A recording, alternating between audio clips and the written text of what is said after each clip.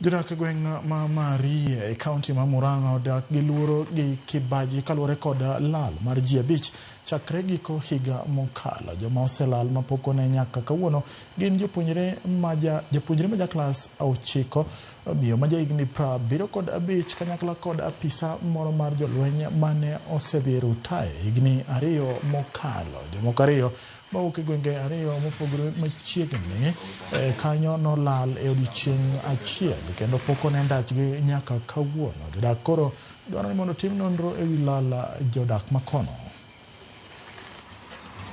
Natafuta bwana yangu David Gitau wa miaka 75.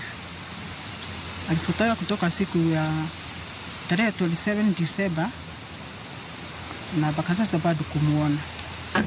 Tarehe 27 mwezi wa 9 na akitoka shule akasema anataka pesa ya kununua vitabu ya mwaka, na tukimpatia hiyo pesa tutamuona ama hajarudi kutoka siku hiyo.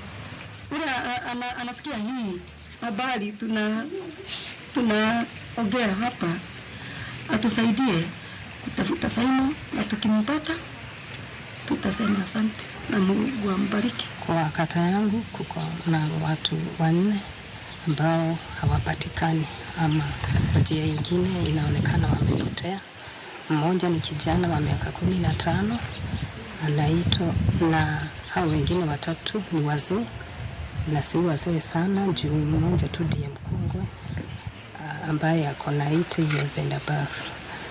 Hao wote wameripoti kwa ofisi zetu na tumekuwa tukisaidiana na familia vyenye wanaweza patikana.